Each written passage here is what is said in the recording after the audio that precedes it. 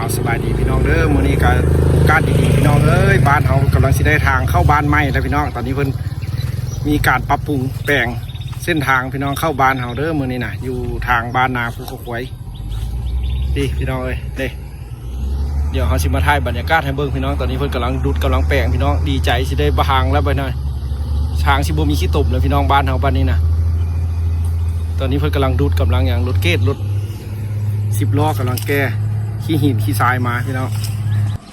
เอาพี่น้องอันนี้ก็เป็นบรรยากาศกำลังเพิ่นกำลังดูดกำลังแปลงพี่น้องทางบ้านเฮากำลังสิได้มีเส้นทางใหม่แล้วเด้อพี่น้องเอ้ยนี่สิได้มีเส้นทางงามๆคือเมืองไทยแล้วพี่น้องบ้านนี้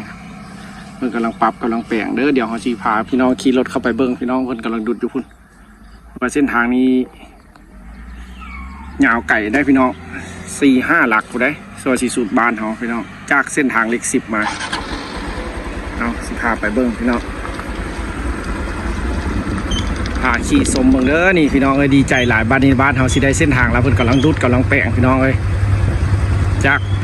ทางเข้าไปบ้านหาไปซอดไปทางนาเฮาพูดแหละพี่น้องออกไปนาพูดแหละทางเส้นนี้นะ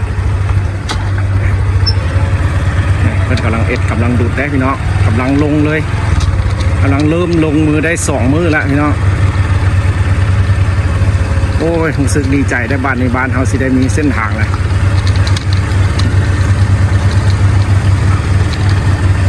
มันกำลังดุดกำลังมา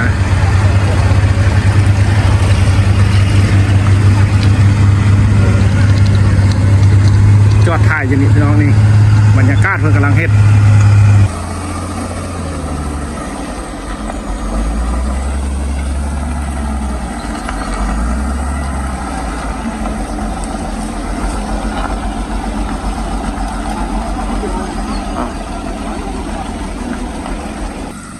โอ้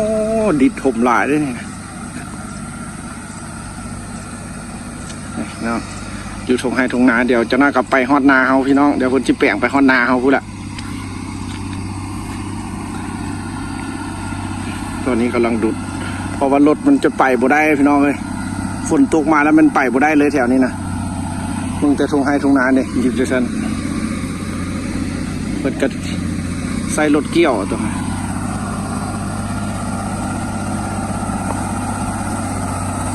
ไปได้หน่อยโครงการก่อสร้างทางผู้ยาง2 สั้นอยู่รถทางพี่น้องก็จะทางผู้ยางได้นี่พี่น้องจะได้ทางบ้านเราก็สิดีงามแล้วพี่น้องอันนี้ก็เป็นวิวทุ่งไร่ทุ่งนา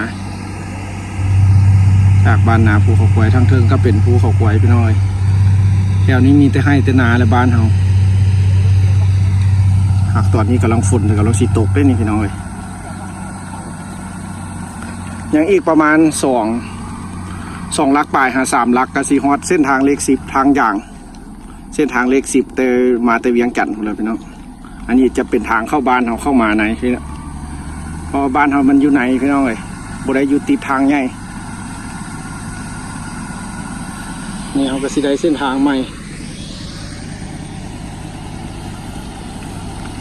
มันเชียดไปฮอดใส่ซีแยกวะฮอดซีแยกขันเนาะโอ้นี่เราคันเป็นสภาพก็สิเป็นจังซี่มาจอดรถปลาไว้แล้วก็มาถ่ายคลิปเลยพี่น้องเอ้ย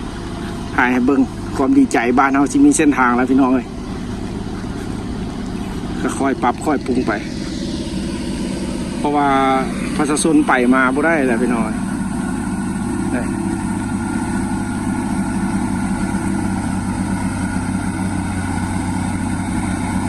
โอ้มีรถโลมาอีกแล้วพี่น้องเอ้ยมีรถโลรถแก้ดินมาถมแล้วก็ถมแล้วก็โลพร้อมผมได้โลได้เอามาสิถ่ายอัปเดตให้เบิ่งเด้อพี่น้องตอนนี้กำลังสร้าง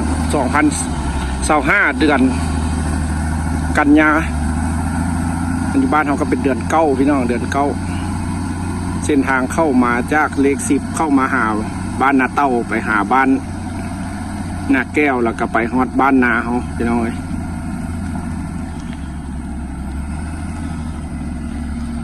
เขาไปว่าสิขี่รถไปพุ่นพี่น้องแต่ซื้อไปบ่ได้มันสิยากลำบากขึ้นกำลังดูดกำลังพูดรถโลก็มาพุ่นเขาก็สิถ่ายเบิ่งซ้ำนี้ก็ได้พี่น้องเนาะกวางมัน ไก่ได้เพราะว่าเส้นทางนี้จะออกอยู่ตอนหน้าเดียวกับอันรีสอร์ทแดนสวรรค์น้ำงืมพี่น้องโลก็สิมาโลมาลีดเอาเกตแล้วก็โลแล้วก็ฝนตกใส่กันแน่นโลอีกหลายๆครับมันน่าจะเป็นเพิ่นน่าจะลงอย่างพี่น้องเมื่อเขาปรับเส้นทางได้เพิ่นน่าจะลงอย่างปูอย่างบ้านพี่น้อง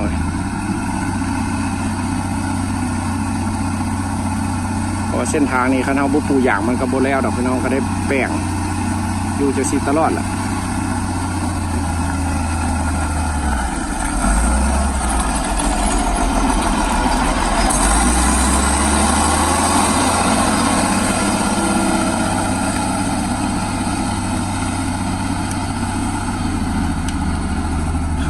ละเอียดเพราะว่าแถวนี้มันจะเป็นแบบยามฝนตกมาหลายมันจะน้ำจะข้ามทางแล้วปนี้เพิ่นกระแปลงเอาดินมาถมให้มันสูงขึ้นพี่น้องเลยรถโลกำลังมาเดี๋ยวจะน่าสิพาพี่น้องขี่ไปเบิ้งเด้อตามไปพูนเพิ่นสิแปลงไปฮอดใส่พี่น้องเบิ้งนำกันติดตามไปนำกันอันนี้คลิปชีวิตบ้านนาเด้อพี่น้องเลยกำลังสิมีเส้นทางใหม่ดีใจ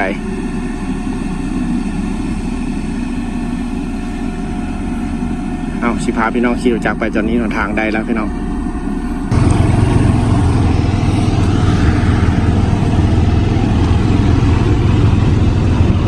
เอาตอนนี้เขาสิพาพี่น้องขี่เบิ่งเส้นทางพี่น้องที่เพิ่นกำลังดุดก่อมา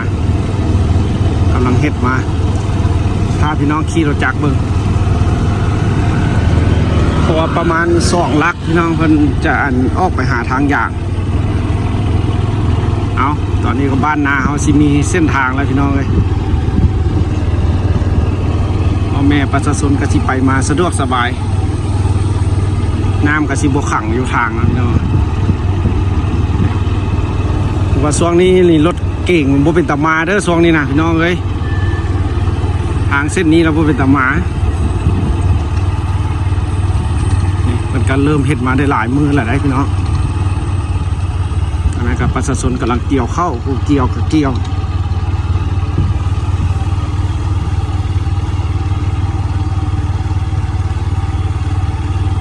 เป็นเกี่ยวเข้าเกี่ยวน้ำกับเกี่ยวเข้าได้เลยเอาพระสิพาพี่น้องขี่เบิ้งเส้นทางพี่น้องเลยเป็นอย่างเป็นจึงได้ปลูกอย่างเพราะว่ามันกระเป้เพหลายเลยพี่น้องในแถวนี้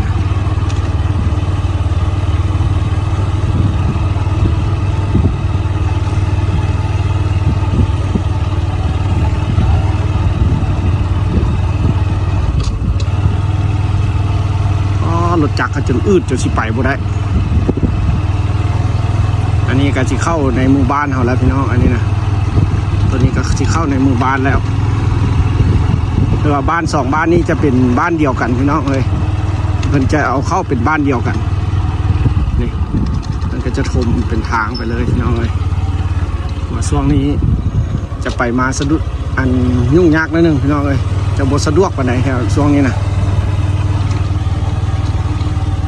กำลังดุดกำลังแปลงเมื่อก่อนเราไปจนบ่ได้เลยพี่น้องเลยยังบ่มาแปลงนี่อันนี้ก็จะเข้าไปในหมู่บ้านแล้วพี่น้องอีกประมาณน้อยเดียวกับซีไปฮอดอันเส้นทางอย่างแล้วพี่น้องเอาอัปเดตให้เบิ่งซ้ำนี้พี่น้องอีกบ่ไก่กับซีไปฮอดเส้นทางอย่างเลข10อันนี้ถือว่าเป็นบ้านนาเต้าเด้อพี่น้องเลยหมู่บ้านนาเต้าบ้านนาเต้าบ้านนาแก้วเอาพี่น้องอันนี้กับเป็นชาวบ้านที่มาอนามัยเส้นทางมันก็อนามัยแล้วแหละได้นี่พี่น้องนี่กับบุกเบิกอนามัยตามนี้พี่น้องนี่ทางป่า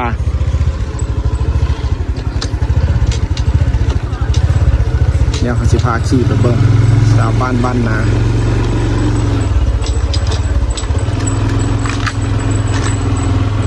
ไอ้เบิ่งพอใหญ่เป็นผู้นำพาได้เนี่ยน้อยสนอ้อยงาน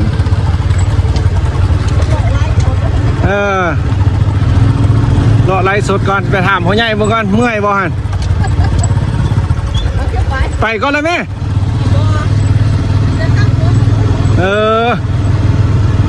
เข้ากันดีตัวเข้ากองนะโอ้จุ่มกันหลายแท้เฮ็ดอีหยังนี่นะ เมื่อยแล้วเนี่ยเขาใหญ่นี่นะ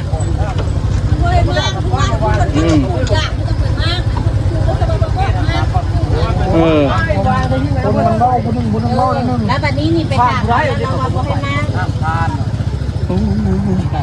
อนามัยเส้นทางชาวบ้านมาเฮ็ดซอยกันเพื่อเพิ่นสิดูดเข้าบ้านเฮาอันนี้เป็นบ้านเฮาพี่น้องบ้านเฮาเข้าไปนาเฮาเข้าไปบ้านพี่น้องเอ้ยผู้ใดไปหานาบ่อนเลี้ยงงัวผู้ละให้เฮาสิอนามัยไว้นี่พ่อใหญ่ก็มานำพาโอ้เมื่อยเนาะ